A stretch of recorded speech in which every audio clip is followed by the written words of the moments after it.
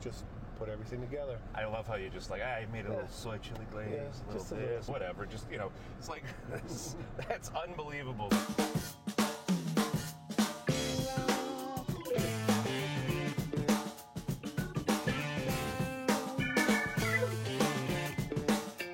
Hey, welcome into Carpooling with Ben. 2018 is here, and with it, obviously, it's brought a little bit of snow, but New Year's resolutions, a lot of people want to eat healthy. So I said, all right, who can I bring in? Somebody world famous, somebody who is known in the kitchen. Ladies and gentlemen, Chef Kevin Deshane. Chef Kev. How are you? Thanks for joining me on a lovely ride today. Yeah, in a blizzard. Carpooling in a blizzard. Good time. Well, that's how we do. Right. Give us some French toast recipes, maybe, with all that bread and milk. Yeah, I'm kidding. You have over 20 years of experience in the hospitality industry and cooking and everything. How did it start for you? Actually, when I was young, I used to cook with my grandmother in the Italian kitchen, Sunday gravy and all that. So that's where I kind of got my base. And then a little later in life, I went to college for business. Okay. And I always worked in restaurants. Wow. So to kind of pay my way through, and I just worked up from there. So I've been in restaurants my whole life. That's excellent. Yeah. Where did you go to school? I went to school at Guilford Technical College in North Carolina. All right. And worked at various restaurants all over Carolina. Moved back to New England and ran the gamut in New England and Boston and Newport, Providence, on the Cape, Block Island, and kind of just, got my feet wet in all types of different cuisines and restaurants like that. You launched a restaurant up in Vermont, the 156 Bistro. That's right. And then since then, you've done Boston's Washington Square Tavern. Yep. McGrath's Catering. They're like known for their clam bakes. World famous down here on the island. That's right. I could go for a clam bake right about now. How nice I would would that be? Okay with that. That would be great. But where else have you because you've cooked obviously for restaurants, but you've cooked on television. I mean, Food Network. That's right. A small show that you might have heard of, the Today Show. Yeah, last week with Kathleen Hoda, I did the Today Show, and spoiler alert: if the Pats go to the Super Bowl, I might be doing that episode of the Today Show. So all right. Well, don't tell anybody. Won't tell a word. It's just between you and these 5 GoPro cameras here. What is it that attracts you to cooking? What is it that makes you passionate about it? Just the unlimited possibilities of ingredients. Okay. Like, I've been cooking for 25 years, and there's still plenty that I don't know, plenty of new stuff that I can do. Now that I'm a private chef, working with different athletes and famous people, so, I get to go around to different kitchens, work in people's houses, on a yacht. So it all stays fresh for me now, so that's the best part.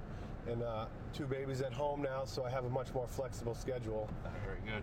Doing the private world, because I can be crazy for a month, take a week off, so I can kind of control my life a little more than if I was attached to a restaurant at this point.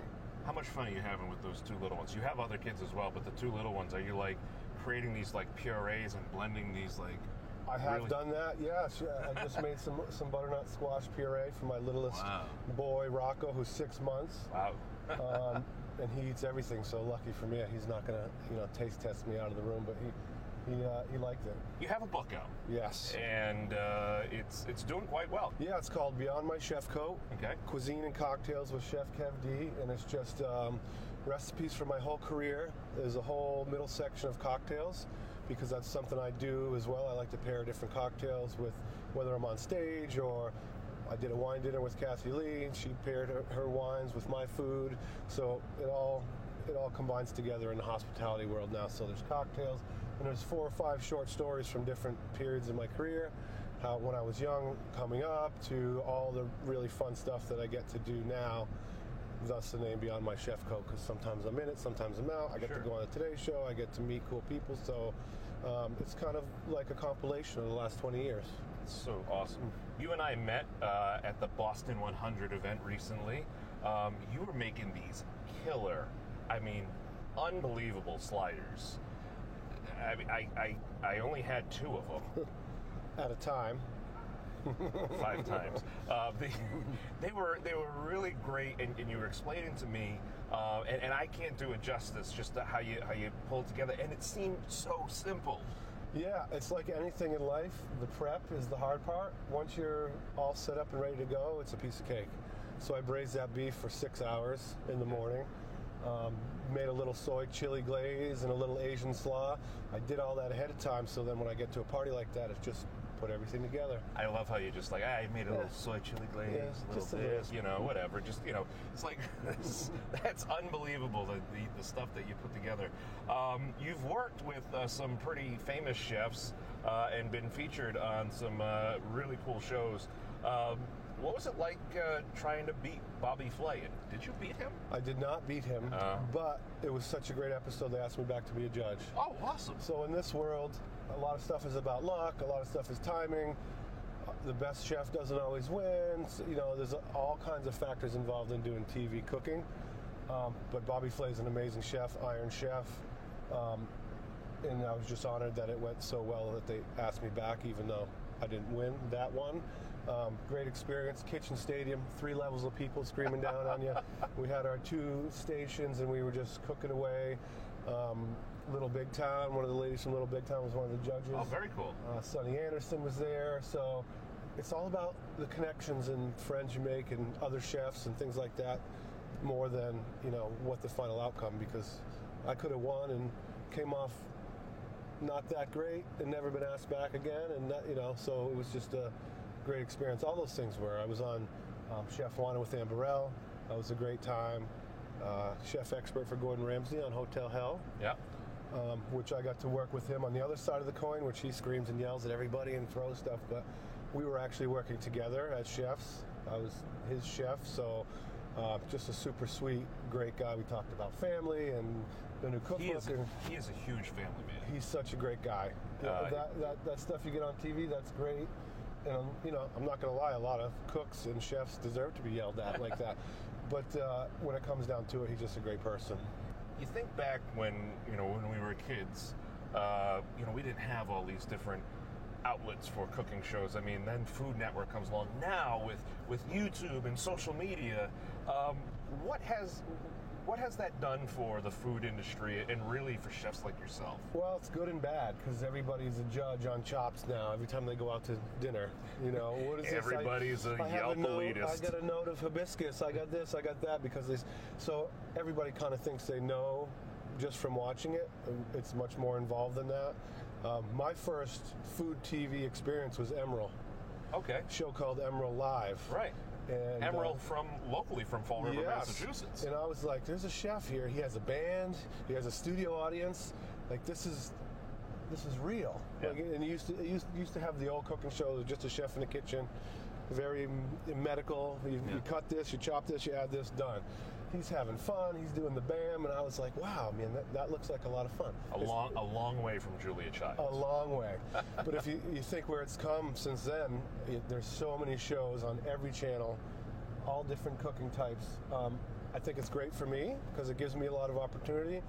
But then you get the average person going in and giving reviews that maybe aren't what qualified. They're supposed to be. But, you know, I'm all about people giving a qualified review. If I'm giving a music review, I want to have at least been playing or listening to or being a fan of or something for a long time. So, that's the downside. The upside is tons of opportunity, tons of entertainment. And people always need to eat, right? So I'll 3 times a day. I'm hoping that I'll be in business for a long time. Well, you mentioned something there. As far as being qualified. I mean, I realize that cooking is very competitive, whether you're on a TV show or just every night, and that's why tensions are typically high in a kitchen. But you, like many other chefs, encourage people to don't just say there's a hibiscus note, figure it out and learn about it. Learn about the ingredients. What is the actual taste of some of these spices and some of these different things. How important is that? It's very important, and things are so accessible now. Like back when I started 20 plus years ago, you didn't know who was in the kitchen. You couldn't see in the kitchen. You had no idea. Now everything's open kitchen. The chef is out touching tables. You can ask him questions. You can talk to him. And it's really important. If you really want to know and you're really interested, chat with the chef. Talk to an informed server or bartender about what's going on. And kind of get the whole picture of what the experience is, because food and wine, beverages is an experience now. With there being so many restaurants, even here in Newport, there's hundreds of restaurants to choose from. Sure. So you have to hit all points and have a total experience, from the service to the food to the cocktails to every pricing. So it's all about experience.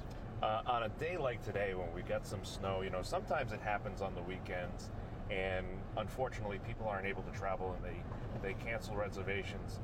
I've always been a big proponent of this. If you have to cancel the reservation, do it, but make sure you go back and support that local restaurant. Sure, there's a reason you wanted to go there in the first place.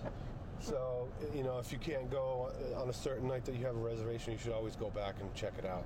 So, if you had to choose, I'm not going to make you choose a restaurant.